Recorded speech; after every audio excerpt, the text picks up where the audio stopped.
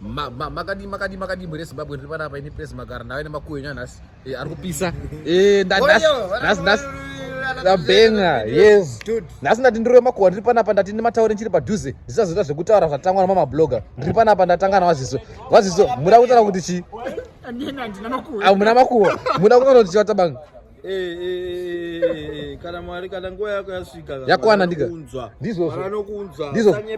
ndizvozvo hatife tichitambura tese tell them saka mana ndozviri panapa ndina abuzuzu ndotaura kuti chi mana tafara handitika aiwa ndizvozvo kwakomana zviri kuitika tiri panapa tiri live muno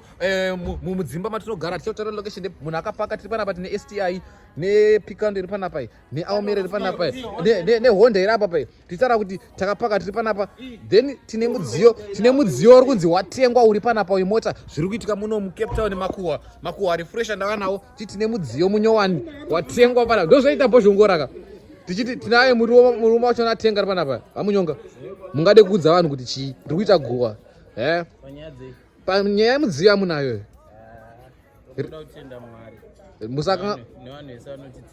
musakangane kunditende ipapo komanaka mazvinzwa mana mashoko makuku tataura namunyonga vamuri kuona munyonga ari panapa vari kucleana mota yavo yavadii kutenga akomana zvakaoma mota inenge chapera pendi nekucleanwa yatanga kutocleanwa nefirst day saka guys we reporting live tiri panapa nhasi ndandiwe neguwa unfiltered risina kueditwa maeffects reporting live tiri panapa omana tine mudziyo uri panapa watengwa neKimi Tanaka mudziyo chaiwo mudziyo wemashuwa mudziyo chaiwo haisi mota yakudhara kana mota ya2004 kunge yakatengwa nedzimwe dzatinomboona macontent creators iyi mota chaiyo tiri kuona iri panapa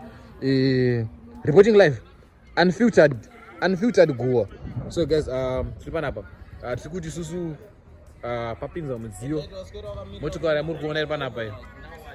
haisiyo mota inombotengwa mamacontent creators akudhara maBMW kana maBenz akudhara atenchiona imota chaiyo congratulations Kimi Tanaka ndava nemakuhwa ari kupisa indowanza kuya nemakuhwa ari fresh ndati ndikanonoka ringazoya rachimunya saka ndava naro guhwa iri ari fresh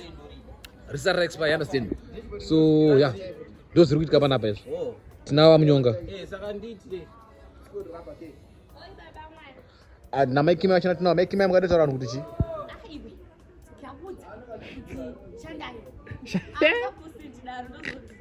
aiwa mazvinzwa mashoko makukuta amaikimaya hanzi shandai nhasi am reporting live ndiri panapa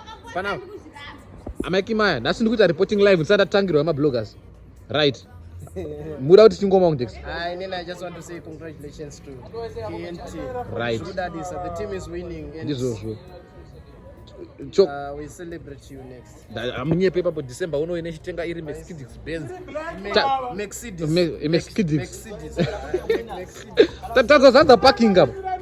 tatozadza parking yese kapo